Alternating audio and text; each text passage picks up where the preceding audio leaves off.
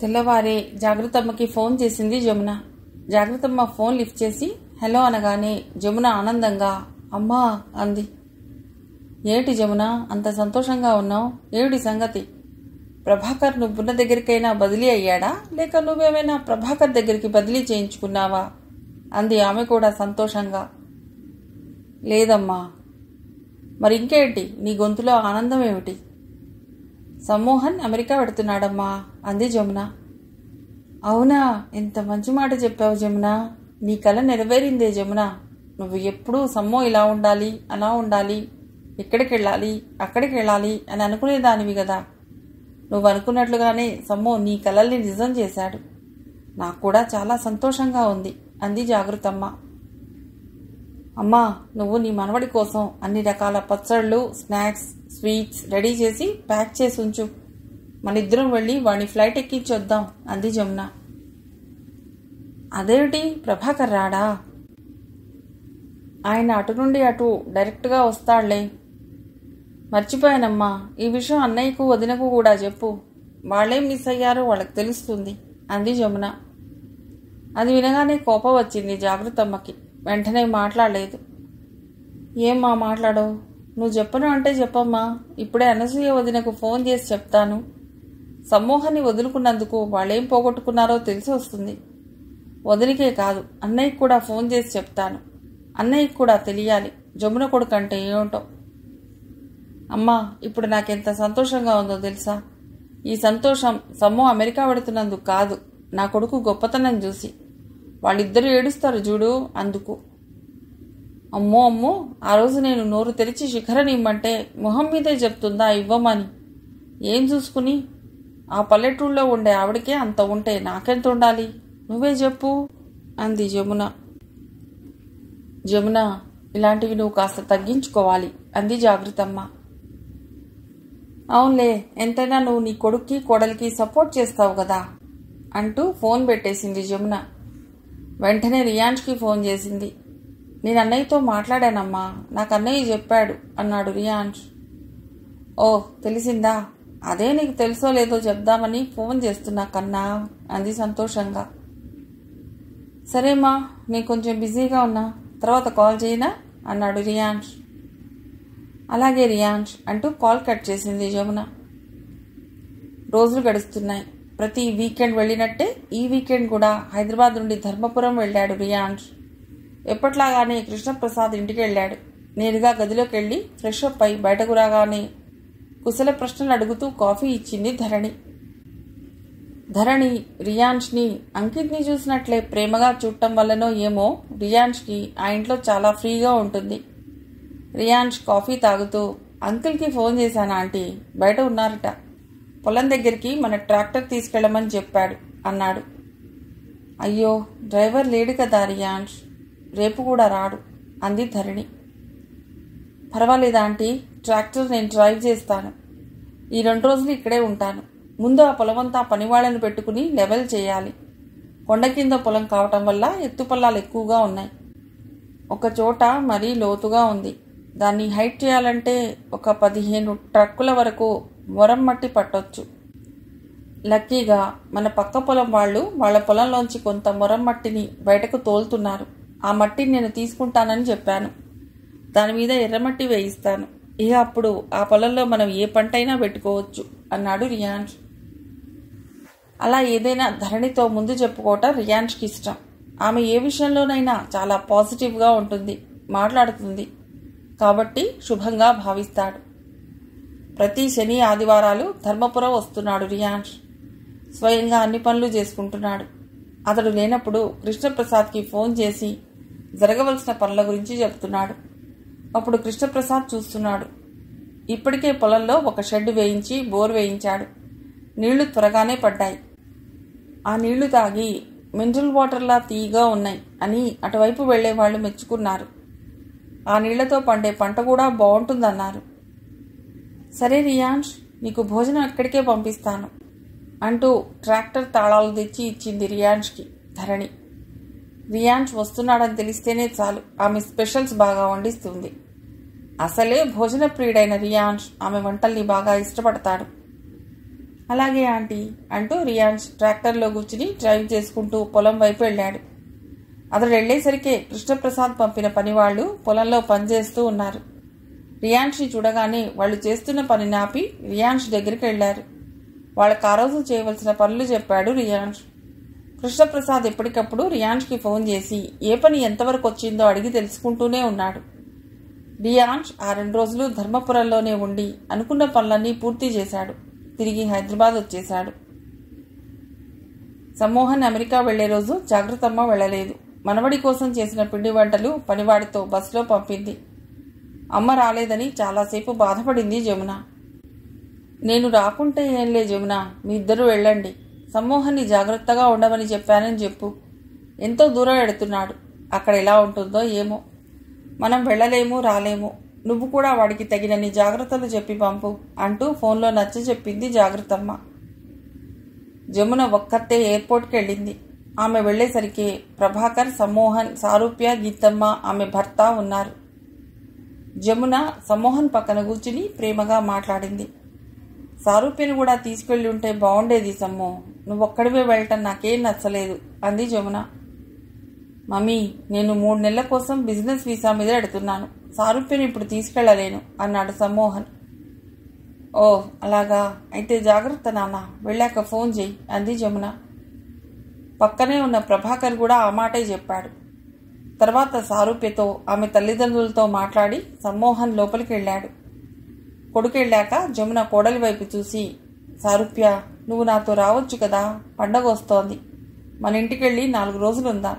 సమ్మో కూడా లేడు కదా అంది. నేను రానత్తయ్యా, నేనుండే ఫ్లాట్ వెకేట్ చేసి ఈ 3 నెలలు హాస్టల్లో ఉండాలనుకుంటున్నాను. అంతవరకు మా అమ్మ నాన్న నా దగ్గరే ఉంటారు. పండక్కి నేను మా ఇంటికెడతాను. మా అమ్మకి నాన్నకి ఇంట్లో ఎందరున్నా నేనుంటేనే పండగ చేసుకున్నట్లు ఉంటుంది అంది. జమున ఇంకేం మాట్లాడలేకపోయింది. సారూప్య మాటలు ఎక్కడో గుచ్చుకున్నాయి.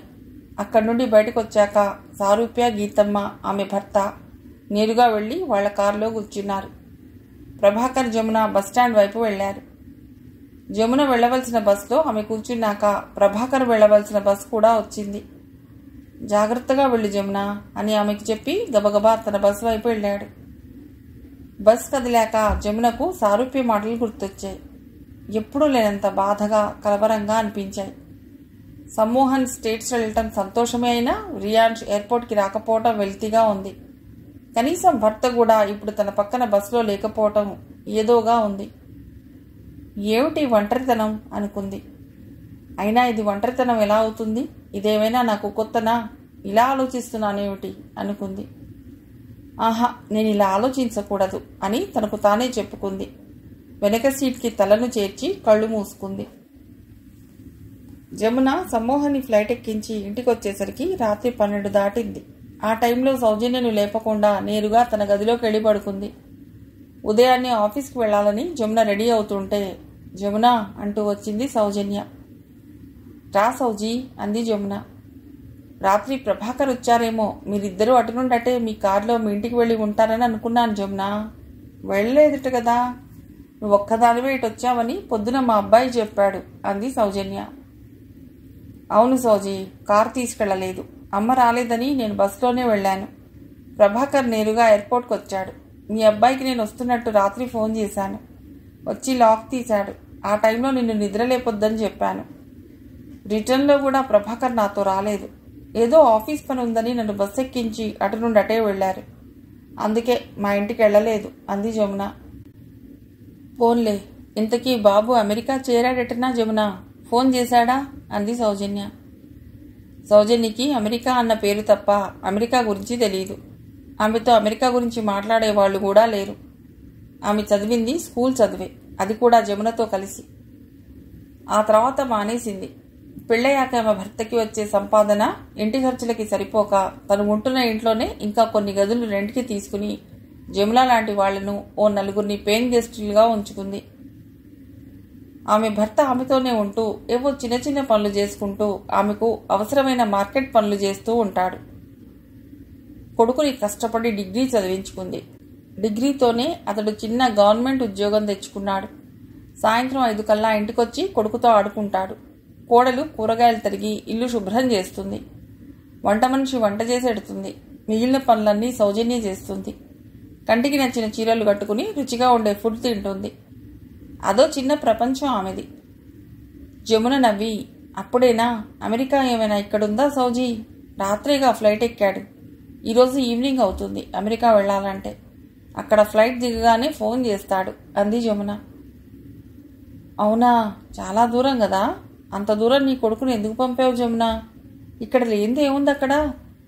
ఇక్కడే ఉంటే బాగుండేది కదా అంది సౌజన్య. ఏం బాగు సౌజీ, అక్కడైతే లక్షల్లో జీతాలు వస్తాయి. డీసెంట్గా, ఇండిపెండెంట్గా, హ్యాపీగా ఉండొచ్చు. ఇక్కడ అలా ఉండదు. అందుకే వాడిని కష్టపడి చదివించాను. వాడు కూడా బాగానే కష్టపడి అక్కడికి వెళ్ళగలిగే అవకాశం తెచ్చుకున్నాడు. అలా వెళ్ళాలన్నా అంత సులభం కాదు. చాలా టాలెంట్ ఉండాలి అంది జమున. జమున మొహంలో ఎప్పుడూ చూడని తృప్తిని చూసింది సౌజన్య.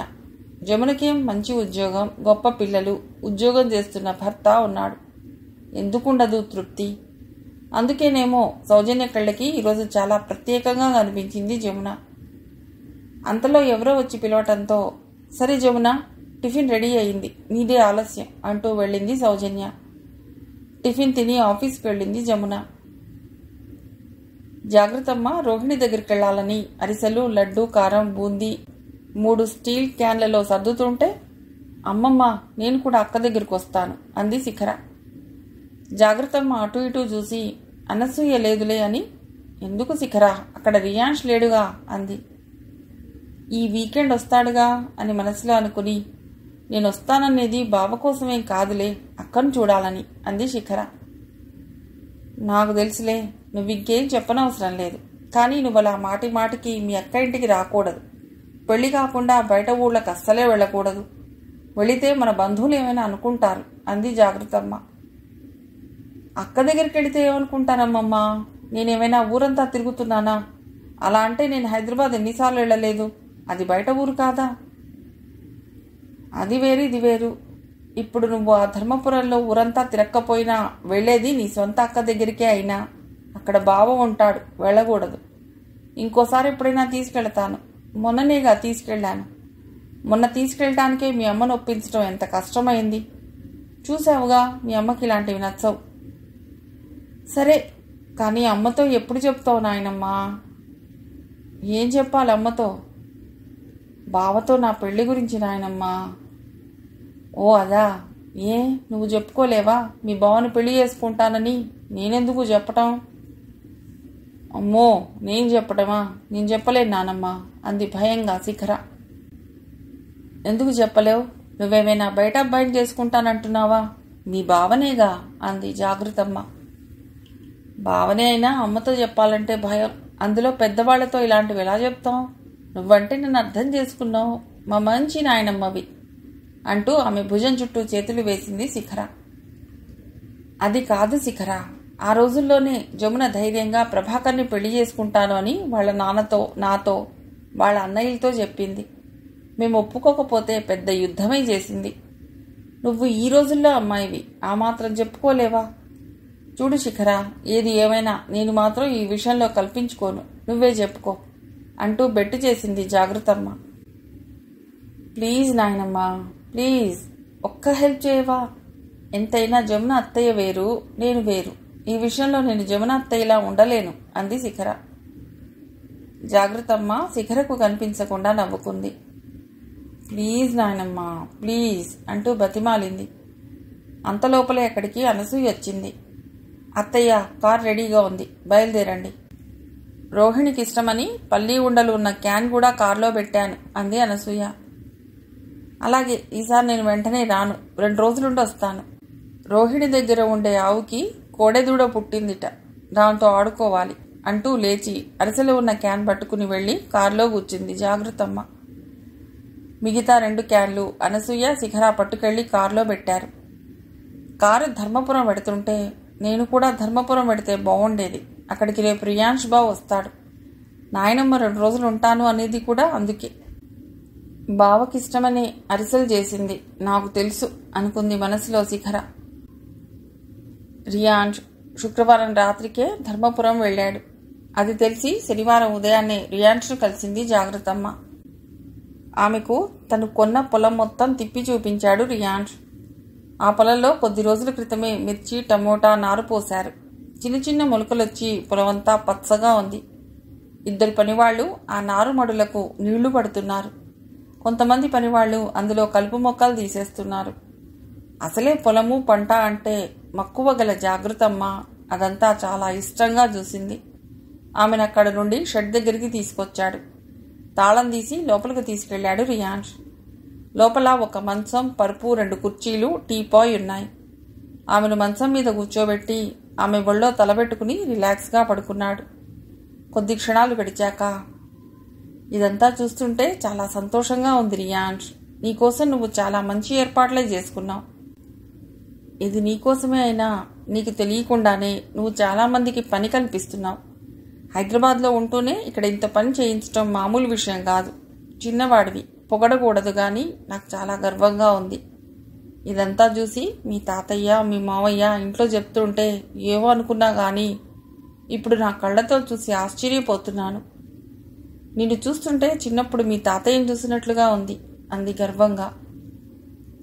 రియాన్స్ మాట్లాడకుండా అమ్మమ్మ మొహంలో కనిపిస్తున్న సంతోషాన్ని చూస్తున్నాడు. అంతలో పనిపిల్లవాడు ఒక పెద్ద స్టీల్ క్యారియర్ తెచ్చి టీపాయ్ మీద పెట్టి దాని పక్కన 2 అరిటాకులు, వాటర్ బాటిళ్లు ఉంచి వెళ్ళాడు. జాగ్రత్తమ్మ మనవడితో మాట్లాడుతూనే క్యారియర్ వైపు చూసింది. ఆ క్యారియర్ మన కోసం ధరణి ఆంటీ పంపారమ్మమ్మ. నేను ఎప్పుడొచ్చినా ఇలాగే పంపిస్తారు. నన్ను కూడా అంకిత్ని చూసినట్లే చూస్తారు. కృష్ణప్రసాద్ అంకుల్ అయితే ఇహ చెప్పక్కర్లేదు. నేను లేనప్పుడు ఇక్కడ పనంతా ఆయనే చేయిస్తారు. నేనేది అడిగినా కాదనరు. నా మాటకు చాలా వాల్యూ ఇస్తారు అన్నాడు రియాన్స్. ఎందుకు ఇవ్వడు? అదంతా ఆ కృష్ణప్రసాద్కి మీ అమ్మ మీద ఉన్న ప్రేమ, ఆరాధన రియాన్స్. అతడు మీ అమ్మని చాలా గొప్పగా ప్రేమించాడు, ఆరాధించాడు. పెళ్లికి ముందే మీ అమ్మ కోసం నగలు చేయించి దాచుకున్నాడు. కానీ మీ అమ్మ ఎంత చెప్పినా మా మాట వినలేదు. ఆ పల్లెటూరి వాడిని నేను చేసుకోను అంటూ మీ నాన్నని చేసుకుంది. సిటీ లైఫ్ కావాలంటూ సిటీలోనే ఉండిపోయింది. ఆ కృష్ణప్రసాద్ నీలో మీ అమ్మని చూసుకుంటున్నాడు. నువ్వేదడిగినా కాదనకుండా నీ ఆలోచనలకి ఊపిరి పోస్తున్నాడు. అతడి కళ్ళ ముందే నిన్ను ఎదిగేలా చేస్తున్నాడు. నువ్వెలా ఉండాలనుకుంటున్నావో అలా ఉండేలా చేస్తున్నాడు అనుకుంది మనసులో జాగృతమ్మ. ఏంటమ్మమ్మ ఆలోచిస్తున్నావు? కృష్ణప్రసాద్ అంకుల్ గురించేనా? బలరాం తాతయ్య కూడా నన్ను బాగా ఇష్టపడతారమ్మమ్మ అన్నాడు ఆమె ఒడిలోంచి లేచి కూర్చుంటూ. అవును రియాన్స్, వాళ్ళిద్దరూ స్వతహాగా చాలా మంచి వ్యక్తులు. అందుకే మన రోహిణిని వాళ్ళ అబ్బాయికి ఇచ్చి వాళ్లతో సంబంధం కలుపుకున్నాం. అటువంటప్పుడు నువ్వంటే వాళ్ళకి అభిమానం ఎందుకు ఉండదు? ముఖ్యంగా నువ్వు మీ తాతయ్య మనవడివి, అది కూడా ఉంటుంది కదా అంటూ నవ్వింది సరదాగా. రియాన్స్ కూడా నవ్వాడు. సరే రియాన్స్, నువ్వు కూడా కృష్ణప్రసాద్ వాళ్ళ కొడుక్కి పెళ్లి కాకముందే ఫామ్ హౌస్ కట్టించినట్లు మీ నాన్నను కూడా నీకో ఫామ్ హౌస్ కట్టించమని అడుగు, కట్టిస్తాడు. రేపు నువ్వు నీ భార్య అందులో ఉండొచ్చు అంది జాగృతమ్మ. మా నాన్న దగ్గర అంత డబ్బు ఎక్కడుందమ్మమ్మ ఫామ్ హౌస్ కట్టించడానికి? ఎందుకు లేదు? మీ అమ్మను పెళ్లి చేసుకోకముందు నుండే ఉద్యోగం చేస్తున్నాడుగా సిటీలో. ఉద్యోగం చేసినా అప్పట్లో వాళ్లకు వచ్చే జీతాలు చాలా తక్కువటమ్మమ్మా. ఒకసారి నాన్ననే నాతో ఆ విషయం చెప్పారు. ఎంత వచ్చినా వాళ్ల ఖర్చులకే సరిపోయేదిట. ప్రమోషన్లు వచ్చే వరకు వాళ్ల పరిస్థితి అలాగే ఉండేదిట. మీ నాన్న సరే, మరి మీ అమ్మ కూడా చేస్తుందిగా ఉద్యోగం. ఒకరి సంపాదన ఖర్చులకి పోయినా ఇంకొకరి సంపాదన ఉంటుందిగా. పోనీ మీ అమ్మను అడుగు. లేదులే అమ్మమ్మ, వాళ్ళిద్దరూ ఉద్యోగాలు చేయబట్టే మమ్మల్ని మంచి పేరున్న స్కూళ్లలో, కాలేజీలలో చదివించారు. సిటీలో ఇల్లు కట్టారు. ఆ ఇంటి కోసమే అమ్మ మీరిచ్చిన పొలం కూడా అమ్మింది. మీ అమ్మ పొలం చాలా తక్కువ రేటుకి అమ్మింది రియాన్స్. ఇప్పుడు అక్కడ రేట్లు బాగా పెరిగాయి. ఆ రేట్లు వింటుంటే అనవసరంగా అమ్మిందనిపిస్తోంది. మీ నాన్న కానీ అమ్మ కానీ ఎవరి మాట వినలేదు పొలం విషయంలో అంది. అదేం కాదులే అమ్మమ్మ, వాళ్ళకు కూడా ఉంటుందిగా అలా ఉండాలి ఇలా ఉండాలి అని. అందుకే అప్పుడున్న పరిస్థితులను బట్టి ఇల్లు కట్టుకోవడం కోసం వాళ్ళ పొలం అమ్మారు. అది సరిపోక అమ్మ తనకు వస్తున్న శాలరీ మీద లోన్ కూడా తీసుకుంది. కార్ కూడా లోన్లోనే కొనుక్కుంది. నీకు తెలుసుగా, ఏదైనా కావాలనుకుంటే ఎంత కాస్ట్లీ అయినా అమ్మ వదులుకోదని. ఇంటిని కూడా అలాగే ఖర్చు పెట్టి కట్టించింది. ఎక్కడా వెనుకడుగు వేయలేదు. మనం కూడా వాళ్ళని అర్థం చేసుకోవాలి. మనల్ని చదివించడంతో పాటు సిటీలో ఆ ఇల్లు, కారు సమకూర్చుకున్నారు. అది వాళ్ళ డ్రీమ్ ప్రాజెక్ట్. అంతకన్నా ఏం చేయగలరు ఎవరైనా అన్నాడు. నువ్వు చెప్పేది కూడా నిజమే రియాన్స్. ఇవాళ రేపు సిటీలో అంత పెద్ద స్థలంలో ఇల్లు కట్టడం అంటే మామూలు మాట కాదు. కోట్లు కావాలి. అదే విషయం మీ మావయ్యలు అంటుంటే విన్నాను అంది. అందుకే అమ్మమ్మ, ఇంకా నా కోసం ఏదో చేయమని నేను అమ్మను గాని నాన్నను గాని అడగను. ఇప్పటికే నా కోసం అమ్మ చాలా చేసింది అన్నాడు. నీలాంటి కొడుకు ఎందరికి ఉంటాడు రియాన్స్. ఎంత చేసినా కన్నవాళ్ళని వేధించే వాళ్లే ఎక్కువగా ఉంటారు అనుకుంది మనసులో. కానీ నా బాధ ఏంటంటే కోట్లు విలువ చేసే ఇల్లు ఉండి కూడా నా బిడ్డ తన స్నేహితురాల దగ్గర ఉండటమే. అసలు ఆ ఇల్లు అలా కాకుండా కొంత భాగం ఎవరైనా రెంట్కి ఉండేలా కట్టి ఉంటే మీ అమ్మకి వాళ్ళు తోడుగా ఉండేవాళ్ళు. ఇప్పుడు చూడు, ఆ ఇంట్లో 4 మనుషులు, 4 పనివాళ్లు ఉన్నా ఇంకా తక్కువగానే అనిపిస్తారు. అంత పెద్దగా కట్టుకుంది అంది జాగృతమ్మ ఆ ఇంటిని గుర్తు చేసుకుంటూ. అమ్మకి ఇండివిజువల్గా ఉండటం ఇష్టం కదా అమ్మమ్మ. అందుకే రెంట్కి ఇచ్చేలా కట్టుకోవాలన్న ఆలోచన అమ్మకి రాలేదు. పైగా అది కట్టేటప్పుడు మనమందరం అమ్మ దగ్గరే ఉన్నాం. ఇక రెంట్కి ఇచ్చేలా ఎందుకు కట్టుకుంటుంది? కాకపోతే పనివాళ్లు అమ్మ నగలు కొట్టేయటం వల్ల అమ్మ ఆ ఇంట్లో ఒక్కతే ఉండాలంటే భయపడుతుంది. నేనెంత ధైర్యం చెప్పినా వద్దురా, అవసరమైతే ఆ పనివాళ్లు నన్ను చంపినా చంపుతారు అంటుంది. ఇంతెందుకులే అమ్మమ్మ, నాన్నగారికి ట్రాన్స్ఫర్ అయ్యే వరకే. ఆ తర్వాత అమ్మ మన ఇంటికి వచ్చేస్తుంది, నాన్నగారితో ఉంటుంది. అమ్మకి ఇప్పుడు కూడా ఇబ్బంది లేదమ్మమ్మ. సౌజన్య ఆంటీ మెయింటెనెన్స్ హైజీనిక్గా ఉంటుంది. అమ్మ క్యాడర్ వాళ్లే ఇంకా 4 ఉన్నారు అక్కడ. మనం తిందాం రా అమ్మమ్మ అంటూ లేచి అరిటాకులు కడిగి టీపాయ్ మీద ఉంచి భోజనం పెట్టాడు రియాన్స్. ఇద్దరూ కూర్చుని తింటూ మాట్లాడుకుంటున్నారు. ధరణి వంటలు బాగా చేస్తుందిరా. ఈ రొయ్యల వేపుడు చూడు, చింతాకుతో కలిపి ఎంత బాగా వండిందో అంది జాగృతమ్మ తింటూ. నేనొచ్చానంటే నాకు ఇష్టమని ఆంటీ ఎక్కువగా నాన్ వెజ్ చేస్తుందమ్మమ్మ. నీకు ఇంకో విషయం చెప్పనా? ఆంటీని అంకుల్ చాలా బాగా చూస్తారు. ఇంటి నిండా పనివాళ్లే అంటూ కృష్ణప్రసాద్ని మెచ్చుకున్నాడు రియాన్స్. విన్నాను రియాన్స్. అదంతా నా కూతురు అనుభవించవలసిన జీవితం, దానికి రాసిపెట్టి లేదు అనుకుంది మనస్సులో. మళ్ళీ ఏమో ఆలోచిస్తున్నావు అన్నాడు రియాన్స్ జాగృతమ్మ మొహంలోకి చూస్తూ. ఏం లేదు రియాన్స్, శిఖర ఆడపిల్ల. మీ పెళ్లి విషయం ఇంట్లో చెప్పలేకపోతోంది. నువ్వు ముందుగా మీ అమ్మతో చెప్తే బాగుంటుంది. ఈ లోపల నేను రత్నతో, అనసూయతో మాట్లాడతాను. అసలు మీ ఇద్దరు ప్రేమించుకుంటున్నట్లు మీ అమ్మకు తెలుసో లేదో అంది. రియాన్స్ నవ్వి, అమ్మకి తెలియటమా? అసలు అమ్మకి నేను ఇక్కడ పొలం కొన్నంత వరకే తెలుసమ్మమ్మ. ఇక్కడ నేను చేయించే ఈ పనులేవి తెలియవు. నా ప్రేమ కూడా అంతే. నెమ్మదిగా చెప్పాలి. ముందు నేను నా జాబ్కి రిజైన్ చేసి ఇక్కడే ఉండాలనుకుంటున్నాను. అది చెప్తే అమ్మ ఏమంటుందో ఏమో, పెద్ద గొడవే చేస్తుంది. ఇక పెళ్ళి అంటావా, అది కూడా అంతే. నెమ్మదిగా ఒప్పిస్తాను. ఏ చేసినా అమ్మను కష్టపెట్టకుండా చేయాలి. చేస్తాను అన్నాడు. ఇంతలో రియాన్స్ ఫోన్ రింగ్ అయింది. అతడు ఫోన్ అందుకుని లిఫ్ట్ చేసి మాట్లాడుతుంటే జాగృతమ్మ నెమ్మదిగా తింటూ కూర్చుంది. హాస్టల్లో ఉన్న సారూప్యకి సమ్మోహన్ ఎక్కువగా గుర్తొస్తున్నాడు. అతడి ఫోన్ కోసం ఎదురు చూస్తుంటే జమున ఫోన్ చేసింది. వెంటనే ఆ ఫోన్ కట్ చేసింది సారూప్య. మళ్లీ ఫోన్ చేసింది జమున. అప్పుడు కూడా విసుగ్గా కట్ చేసి వాష్రూమ్కి వెడదామని 2 అడుగులు వేయగానే మళ్లీ అదే రింగ్. ఆ రింగ్ వినగానే పక్క బెడ్లో పడుకుని ఉన్న సారూప్య ఫ్రెండ్, ఎన్నిసార్లు చేస్తారే ఫోన్? నువ్వైనా లిఫ్ట్ చేయొచ్చు కదా. ఏం అర్జెంట్ వచ్చిందో? ఆదివారం కూడా ప్రశాంతంగా పడుకుందామంటే కుదరదు. ఛ అంటూ లేచి కూర్చుంది. పోనీ నేను లిఫ్ట్ చేసి మాట్లాడనా అంది నిద్రమత్తు వదిలించుకుని. వద్దు, కట్ చేయి, నేను ఇప్పుడే వస్తా అంటూ డోర్ తీసుకుని వాష్రూంలోకి వెళ్ళింది సారూప్య. వాష్రూంలోకి వెళ్ళిన సారూప్య సమ్మో ఫోన్ చేస్తాడేమో అని గబగబా బయటకు వచ్చింది. మళ్ళీ అదే రింగ్. ఫోన్ వైపు చూడగానే జమున పేరు కనిపించింది. ఏ సరు, మీ అత్తగారు చేస్తున్నారే ఫోన్, లిఫ్ట్ చేయి అంది ఫ్రెండ్. నేను చెయ్యను అంటూ కట్ చేసింది. అయ్యో, అలా కట్ చేసావేమిటే? అయితే ఇప్పుడు వచ్చిన రింగ్స్ అన్నీ మీ అత్తగారివేనా? ఏమైనా చెప్పాలని చేస్తున్నారేమో. నువ్వు కట్ చేస్తే కంగారు పడతారు ఇక్కడ నువ్వెలా ఉన్నావో అని. సారూప్య నవ్వి, ఆవిడ నా గురించేమీ కంగారు పడరులే. ఆవిడ కంగారంతా అక్కడ సమ్మో ఎలా ఉన్నాడో, ఏం తింటున్నాడో, అసలు తింటున్నాడో లేదో, నిద్రపోతున్నాడో లేదో, గాలి పీల్చుకుంటున్నాడో లేదో అని. ఈ అప్డేట్ ఇప్పుడు ఆమెకు నేను ఇవ్వాలి. ఎందుకంటే ఈరోజు ఇంకా సమ్మో ఫోన్ చేసినట్లు లేదు. అందుకే నా వెంట పడింది. ఇప్పుడే కాదు, సమ్మో ఇండియాలో ఉన్నప్పుడు కూడా ఇంట్లో ఉన్నంతసేపు సమ్మో ఆవిడ ఫోన్లోనే ఉండేవాళ్ళు. అయ్యో, వాళ్ళు కొత్తగా పెళ్ళైన వాళ్ళు. వాళ్ళకుండే టైం ఎంత? ఆ టైంలో కూడా నేను ఇలా ఫోన్లో అంటిపెట్టుకుని ఉంటే వాళ్ళు ఎప్పుడు మాట్లాడుకుంటారు? వాళ్ళకి మాటలు ఉంటాయి, ఎమోషన్స్ ఉంటాయి అని అనుకోదు. అదేమంటే సమ్మోని అలా పెంచాను, ఇలా పెంచాను అంటుంది. అవును, నాకు డౌటే. మనల్ని మన అమ్మలు అలా పెంచి ఉండరా? పెంచకపోతే ఇంత వాళ్ళం ఎలా అయ్యాం? ఇంత మంచి జాబ్స్ ఎలా చేస్తున్నాం? ఇదే అవసరం లేదు ఆవిడకి. నేను ఆఫీస్కి వెళ్లే లోపల సమ్మోకి వంట ప్రిపేర్ చేసి వెళ్ళమనేది. అలా ఎలా చేస్తాం? నువ్వే చెప్పు. మన టైమింగ్స్ని బట్టి మనం అలా చేయలేకనే కదా బయట ఫుడ్ మీద డిపెండ్ అవుతున్నాం.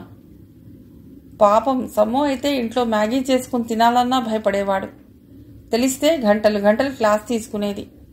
బయట ఫుడ్ ఆర్డర్ చేసినా ఒప్పుకోదు. హెల్త్ పాడవుతుందిట. వాళ్ళ అమ్మమ్మ చేసిన ఫుడ్ లాంటి ఫుడ్ నేను చేసి పెట్టాలట. నాకు కూడా క్లాస్ పీకేది. ఇది వింటుంటే నీకేమనిపిస్తుంది చెప్పు? ఆవిడ వాళ్ళ ఆయనకి బాగా వండి పెడుతుంది, ఆయన దగ్గరే ఉంటుంది అని అనుకోనా? It's natural.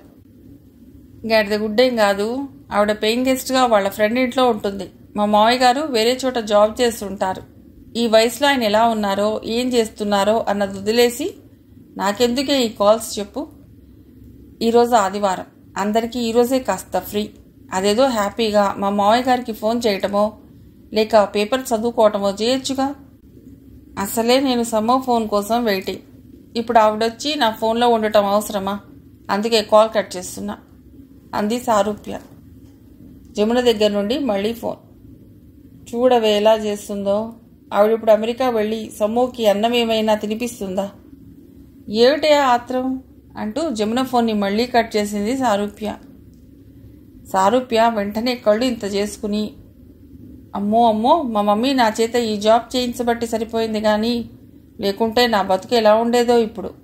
ఇక్కడ సమ్మో లేక, నేను మా అమ్మ వాళ్ళ దగ్గర ఉండలేక, మా అత్తగారికి వండి పెట్టుకుంటూ కనీసం సమ్మోతో ఫోన్లో కూడా మాట్లాడుకోలేక, బాబోయ్, నేను ఇక ఊహించలేనే ఆ సిచ్యుయేషన్ అంది. ఇదంతా వింటుంటే నేను పెళ్లి చేసుకునేటప్పుడు అత్తగారు లేకుండా చూసి చేసుకుంటానే బాబు. ఇలా అయితే నా వల్ల కాదు అంది ఫ్రెండ్. మా అత్తగారు కూడా నీలాగే అనుకుని ఎవ్వరూ లేని మా మావయ్య గారిని ప్రేమించి ఇంట్లో దెబ్బలాడి పెళ్లి చేసుకుందిట. ఇప్పుడు కూడా మా అత్తయ్య తన తోపనే అనుకుంటుంది తెలుసా అంది సారూప్య. మళ్ళీ ఫోన్ చేసింది జమున. ఈసారి ఒక్కరింకకే ఫోన్ లిఫ్ట్ చేసి హలో అత్తయ్య అంది ప్రేమగా, వినయంగా సారూప్య. ఏంటమ్మా ఎక్కడున్నావు? ఫోన్ చేస్తే లిఫ్ట్ చేయట్లేదు అంది జమున చిరాకును గొంతులో వినిపించకుండా. మీ గురించి మా ఫ్రెండ్తో మాట్లాడుతూ పక్క గదిలో ఉన్నాను అత్తయ్య. ఫోన్ నా గదిలో ఉంది. అది సరే, మా వాడు రాత్రి నుండి ఫోన్ చేయలేదు. నీకేమైనా చేశాడా? వాడక్కడ ఎలా ఉన్నాడో, వాడి మీద బెంగతో రాత్రి కూడా సరిగ్గా నిద్రపోలేదు నేను.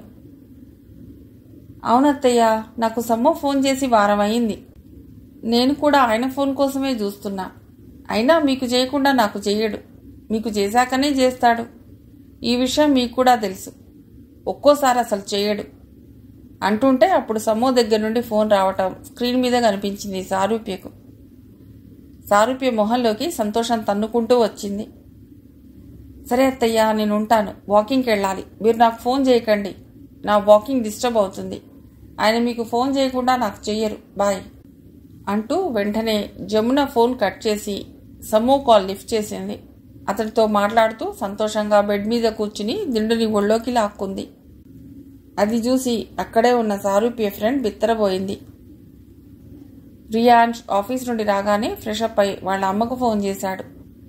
చెప్పు రియాన్ష్, ఎలా ఉన్నావు? అన్నయ్య ఇప్పుడే కాల్ చేసి మాట్లాడాడు. చాలా రోజుల తర్వాత చేశాడు. వాడు ఫోన్ చేయకపోతే నా మనస్సేం బాగుండదు రియాన్ష్. వాడితో మాట్లాడితే ఆ సంతోషమే వేరుగా ఉంటుంది అంది జమున. సరే అమ్మా, నేను బాగున్నాను. అమ్మా, నేను నా జాబ్కి రిజైన్ చేయాలనుకుంటున్నాను. పక్కనే బాంబు పేలినట్లు ఒక్క క్షణం ఏమీ అర్థం కాలేదు జమునకు. ఎందుకు? ఏమైంది రియాన్స్, ఏమైనా ప్రాబ్లమా అంది కంగారుగా. అదే లేదమ్మా. ఏమీ లేనప్పుడు అంత మంచి జాబ్కి రిజైన్ చేయడం ఎందుకు? ఇంకేమైనా మంచి ఆఫర్స్ దొరికాయా? అది కూడా కాదమ్మా, నేను పర్మనెంట్గా ధర్మపురం వెడుతున్నాను. ధర్మపురం దేనికిరా? నీకేమైనా పిచ్చా? అది పర్మనెంట్గా అంటున్నావు? ఆ పల్లెటూళ్ళలో నీకేం పని? అమ్మా, నువ్వు కొంచెం కూల్ అయితే చెప్తాను. లేకుంటే చెప్పవా? చెప్పకుండానే ధర్మపురం వెడతావా?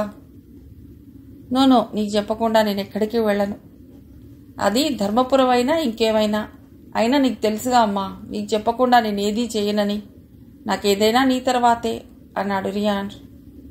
ఆమె వెంటనే కూల్ అయింది. అమ్మా, నువ్వు నన్ను జాబ్ చేయమన్నావు, చేశాను. అది నీకు ఆనందమే కదా.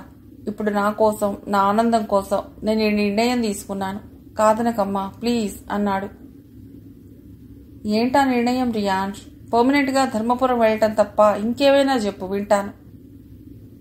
ఇంకేమైనా ఏముందమ్మా చెప్పటానికి?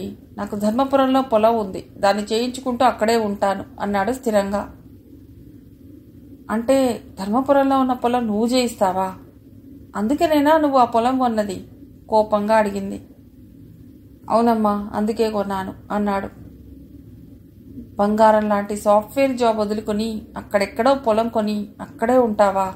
అంత కర్మ నీకేమిటి అంది. అది కర్మ కాదమ్మా, నా యాంబిషన్ అన్నాడు రియాన్స్. యాంబిషనా? ఇంకేం దొరకలేదా నీకు? అన్నయ్య చూడు, అమెరికా వెళ్ళి నాకెంత గౌరవాన్ని తెచ్చాడో. నేను కూడా తెస్తాను అన్నాడు ఏమాత్రం తగ్గకుండా. ఏమిటి నువ్వు తెచ్చేది? అసలు నువ్వు వెళ్ళి ఆ పల్లెటూళ్ళలో ఉంటే నా ఫ్రెండ్స్ ముందు, నా కొలీగ్స్ ముందు నా పరువు ఉంటుందా? బయట ఎవరితోనైనా నీ గురించి నేనేమని చెప్పుకోవాలి? ఇంత చదువు చదివి పొలం పనులు చేయిస్తావా? ఇలాంటి చెత్త నిర్ణయాలు నీ పాటికి నువ్వు తీసుకుంటే ఇహ నేనెందుకు అంటూ గట్టిగా అరిచింది. రియాన్స్ మౌనంగా ఉన్నాడు. అసలు నువ్వు ఆ పొలం కొంటానన్నప్పుడే వద్దన్నాను. ఏదో ముచ్చట పడుతున్నావు, కొంటే కొన్నావులే ఉంటుంది అనుకున్నాను. కానీ నువ్వు దాన్ని చూసుకుని నీ జాబ్కే రిజైన్ చేస్తానంటావు అనుకోలేదు. ఇదేమైనా ఆట అనుకున్నావా? ఎందుకమ్మా అలా మాట్లాడతావు? అన్నయ్యకు అమెరికా అంటే ఇంట్రెస్ట్, నాకు ధర్మపురం అంటే ఇంట్రెస్ట్. ఆ మాత్రం డెసిషన్ తీసుకునే తెలివి, ఫ్రీడమ్ నాకు లేదా? ఉంటుంది, ఎందుకుండదు? నీకు భయం ఉంటేగా ఏమైనా చేస్తావు. కానీ నేను చూస్తూ ఊరుకోను. ఏం మాట్లాడుతున్నావమ్మా? ఊరుకోవా అంటే? అంటే ఏముంది? నువ్వు ధర్మపురం వెళ్ళిన మరు నిమిషమే నన్ను మర్చిపోవలసి వస్తుంది. నీకు నా ఆశతో పనిలేదు, నా పేరుతో పనిలేదు. ఇహ నేనెందుకు బతకాలి అంది. సరే అమ్మా, నీకు కూడా నా ఆలోచనలతో పనిలేదు, నా అభిరుచులతో పనిలేదు. నాకంటూ ఎలాంటి ఆశలు, ఆశయాలు ఉండొద్దు. అన్నీ నువ్వే నిర్ణయిస్తావు. వినకపోతే బతకనంటావు. చదువుకుని ఉద్యోగం చేస్తూ ఇలా ఎలా మాట్లాడుతున్నావమ్మా? సరే, నీకు కూడా ఒకటి చెప్తున్నాను విను. నేను నీ మాట ప్రకారమే హైదరాబాద్లో ఉండాలంటే నువ్వు కూడా నన్ను మర్చిపోవాలి. నేను అనుకున్నట్టు ఉండలేనప్పుడు నేను ఉండి మాత్రం చేసేదేముంది? బాయ్ అంటూ కాల్ కట్ చేశాడు రియాన్స్. కాళ్ల కింద నేల అద్దిరినట్లు వణికిపోయింది జమున. మిగిలిన కథ తర్వాతి భాగంలో.